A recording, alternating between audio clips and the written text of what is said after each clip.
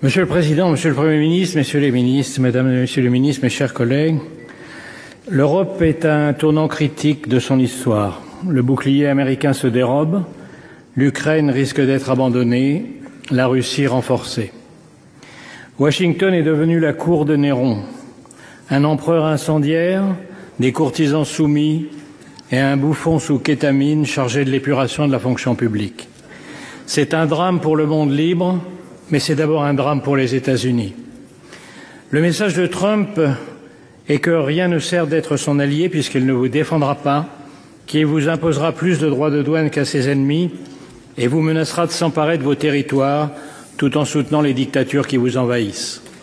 Le roi du deal est en train de montrer ce qu'est l'art du deal à plat ventre. Il pense qu'il va intimider la Chine en se couchant devant Poutine, mais Xi Jinping, devant un tel naufrage, est sans doute en train d'accélérer les préparatifs de l'invasion de Taïwan. Jamais dans l'histoire un président des États-Unis n'a capitulé devant l'ennemi. Jamais aucun n'a soutenu un agresseur contre un allié. Jamais aucun n'a piétiné la Constitution américaine, pris autant de décrets illégaux, révoqué les juges qui pourraient l'en empêcher, limogé d'un coup l'état-major militaire, affaibli tous les contre-pouvoirs et pris le contrôle des réseaux sociaux. Ce n'est pas une dérive illibérale, c'est un début de confiscation de la démocratie. Rappelons-nous qu'il n'a fallu qu'1 mois, 3 semaines et 2 jours pour mettre à bas la République de Weimar et sa Constitution. J'ai confiance dans la solidité de la démocratie américaine et le pays proteste déjà. Mais en 1 mois, Trump a fait plus de mal à l'Amérique qu'en 4 ans de sa dernière présidence. Nous étions en guerre contre un dictateur, nous nous battons désormais contre un dictateur soutenu par un traître. Il y a 8 jours, au moment même où Trump passait la main dans le dos de Macron à la Maison-Blanche, les États-Unis votaient à l'ONU avec la Russie et la Corée du Nord contre les Européens réclamant le départ des troupes russes. 2 jours plus tard, dans le bureau ovale, le planqué du service militaire donnait des leçons de morale et de stratégie au héros de guerre Zelensky avant de le congédier comme un palefrenier en lui ordonnant de se soumettre ou de se démettre.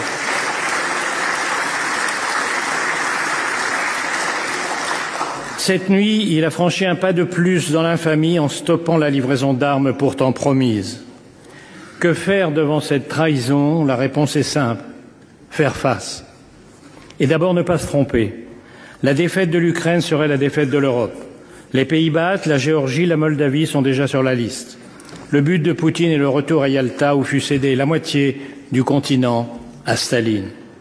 Les pays du Sud attendent l'issue du conflit pour décider s'ils doivent continuer à respecter l'Europe ou s'ils sont désormais libres de la piétiner.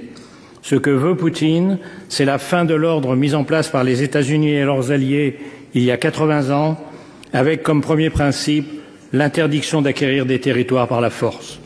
Cette idée est à la source même de l'ONU, où aujourd'hui les Américains votent en faveur de l'agresseur et contre l'agressé, parce que la vision trumpienne coïncide avec celle de Poutine. Un retour aux sphères d'influence, les grandes puissances dictant le sort des petits pays. À moi, le Groenland, le Panama et le Canada. À toi, l'Ukraine, les pays baltes et l'Europe de l'Est.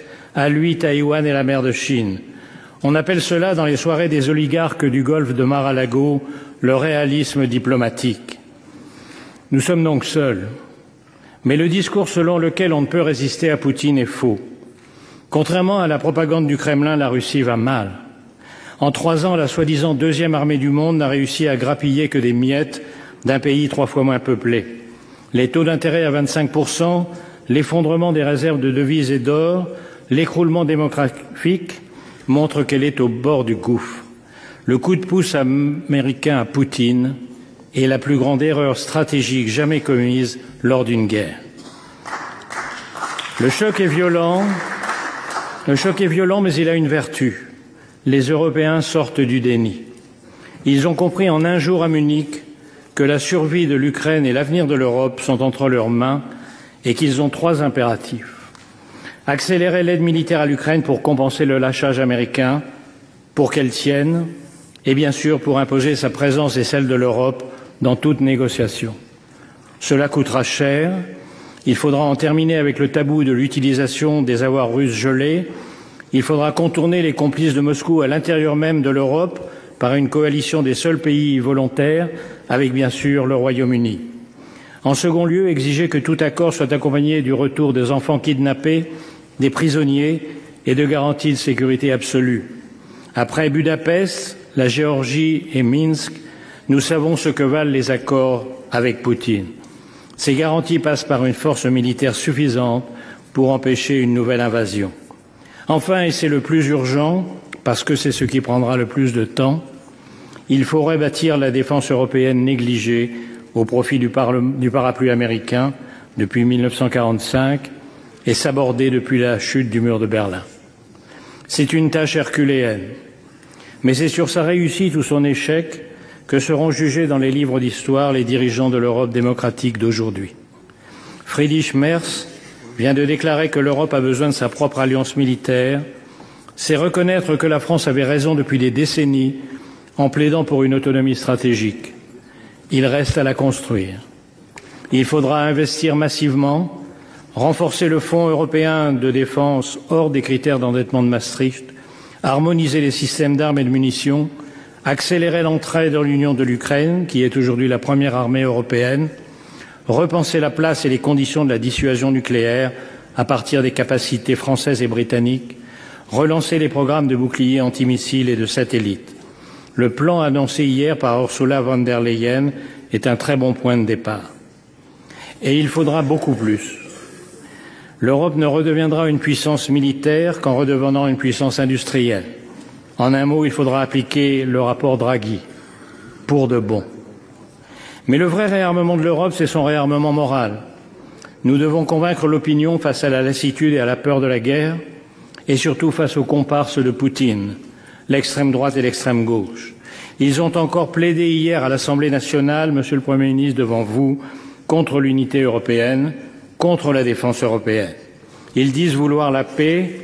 Ce que ni eux ni Trump ne disent, c'est que leur paix, c'est la capitulation, la paix de la défaite, le remplacement de De Gaulle-Zelensky par un Pétain ukrainien à la botte de Poutine, la paix des collabos qui ont refusé depuis 3 ans toute aide aux Ukrainiens. Est-ce la fin de l'Alliance atlantique? Le risque est grand, mais depuis quelques jours, l'humiliation publique de Zelensky et toutes les décisions folles prises depuis 1 mois ont fini par faire réagir les Américains.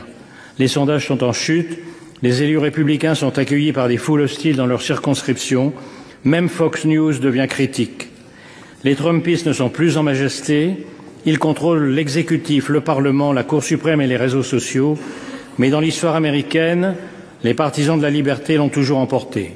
Ils commencent à relever la tête.